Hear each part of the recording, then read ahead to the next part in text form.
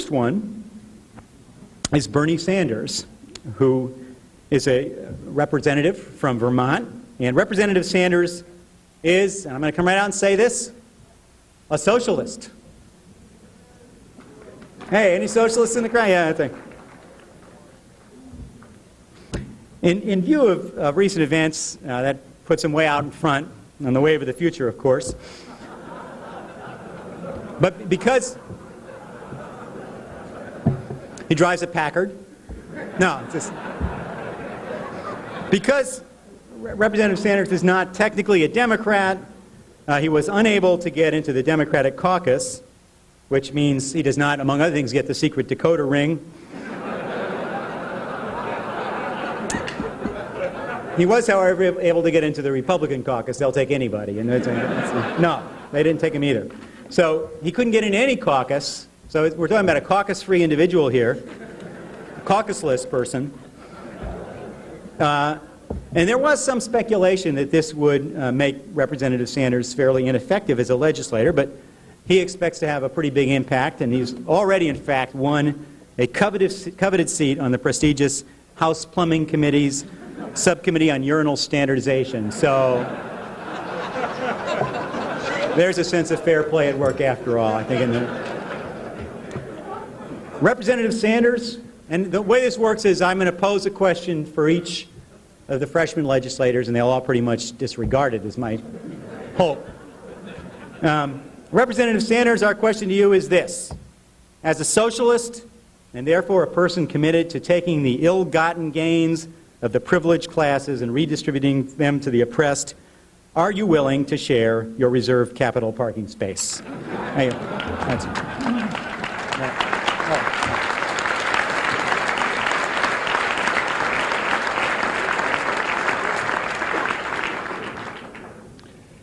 As I look out at this vast audience in black and white outfits, the first question that I ask myself is, what in God's name am I doing here? Let me be half serious for a moment and thank the members of the Congress, especially the House, who have been kind enough to welcome somebody who is not a Democrat or not a Republican.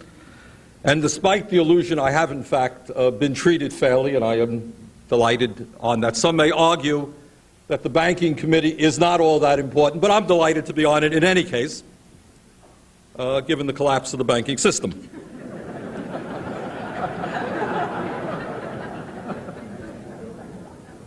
As somebody who is the first non-Democrat or non-Republican to have been elected to the Congress for many decades, I receive a lot of mail from many people, not only in my own state of Vermont, but from all over the country.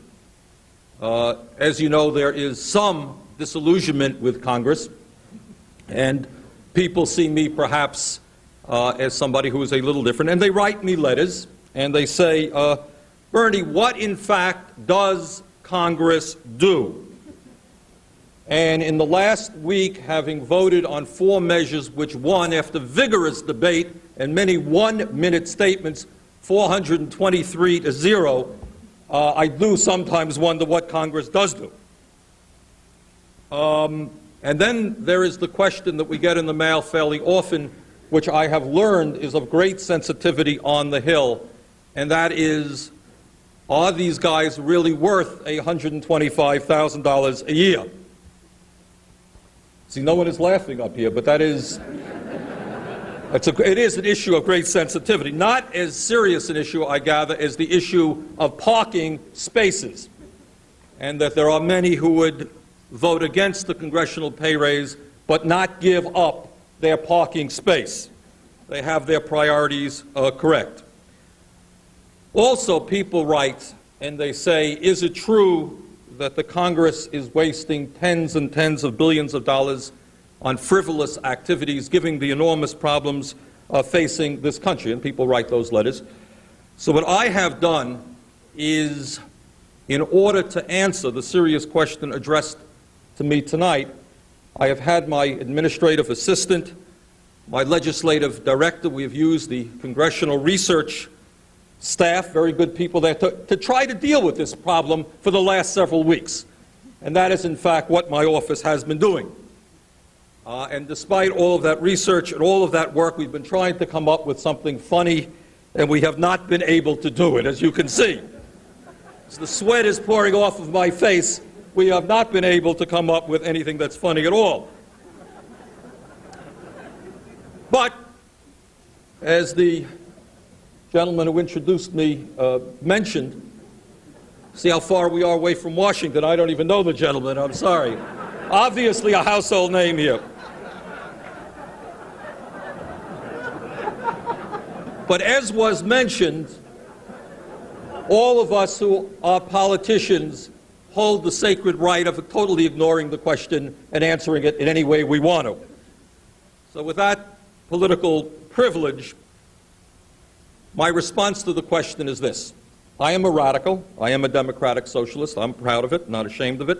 The question was asked of me about sharing a parking space, and that's much too conservative a statement. I'm going to be bolder than that statement.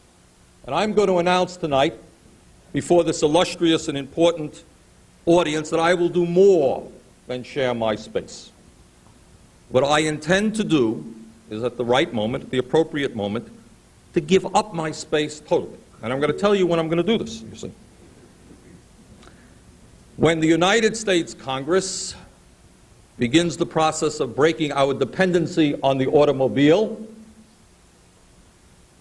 when we put billions of dollars into public transportation rather than to the highways and roads, when we mandate that automobiles get 60 miles an hour, 60 miles an hour, all right. Yes, that's real research and development. 60 miles per gallon, when we have pollution-free transportation. When that happens, I am prepared, unequivocally, to say before you, I will give up my space. Thank you.